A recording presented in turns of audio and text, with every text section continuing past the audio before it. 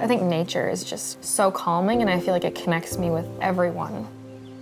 I'll go outside and I'll see something beautiful, and I'd always think of someone that I love that had passed. And I felt this way even before George. George was born on Veterans Day. Jen had an awesome delivery, only like 15 minutes of pushing. The second he popped out, I'm like, George, you look just like John. This is so cool. We have one kid that looks like you, one that looks like me. It was a very good day. Unfortunately, right around Christmas, he started to not really want to eat. He had difficulty swallowing, and he couldn't lift his head up. He was able to make eye contact, and then he wasn't. He was losing skills as he was getting older instead of gaining skills. He started to have these neurological storms. Screaming at the top of his lungs for hours on end.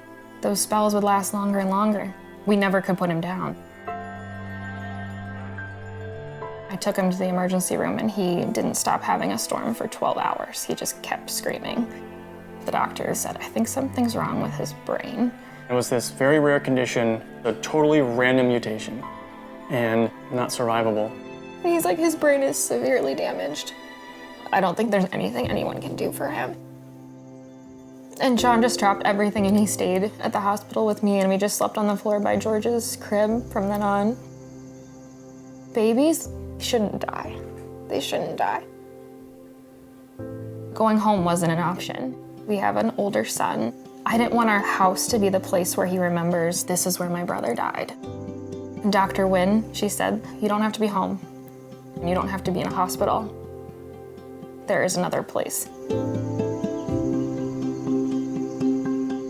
It felt like home when we first came in. I pretty much stopped wearing my shoes the second I walked in the door. In this room is where we stayed. They had music therapy come in and sing songs that George liked and stayed calm with. And they would actually take time to give us sleeping breaks and sit next to him all night. And we would get our own little respite. In the kitchen, there was a little section of the fridge that was just ours. It was so nice to have a home-cooked meal. John and I had been eating out of vending machines at the hospital for way too long. We all got to eat one meal together every day with our older son. And I so appreciated that because it just made me feel like a normal person when I was here. I didn't feel like my son was dying. It didn't feel like the world was about to end. It just felt very normal. One of the first things Crescent Cove asked was, what do you want for memory making? I just want a family portrait. I just want a picture that's beautiful of George and of our family, and they did that for us.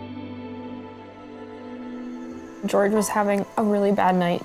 A lot of the meds weren't working, and they kept having to give him more meds to help stop the seizures. I just ran out of steam. I broke down, and I said, I feel like I can't do anything for him to make him comfortable, and I'm just dying inside. John just held me for a really long time. We decided, you know what, let's just go for a walk around the neighborhood. They took George outside. He was wrapped in a blanket, swaddled really tight because it was February, but it was just a beautiful day. And the sun was hitting George's face in the most pleasant way. And they had music therapy playing our family song, Somewhere Over the Rainbow. I love you, honey, I'm gonna go for a walk. And while we were gone, I got a text that said, come back to Crescent Cove. I think it's gonna be soon for George. And he just passed away. And it was so beautiful coming into that space, seeing all these people around him to support George. We're grateful that he was with somebody like Hannah to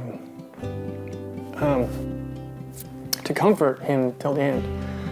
And that he could get to be outside and enjoying nature and enjoying the sun. He could finally rest. We came here for Remembrance Day. And my favorite thing was they had written each child's name in giant chalk letters. I was just so happy to see his name written. I really appreciate the volunteers at Crescent Cove, the nurses, everyone, for giving me some normalcy during something that no one should ever have to go through. We're just so grateful to have a place like this. One thing our older son would say a lot was that Crescent Cove is the place where babies go to calm down. And this is George's house.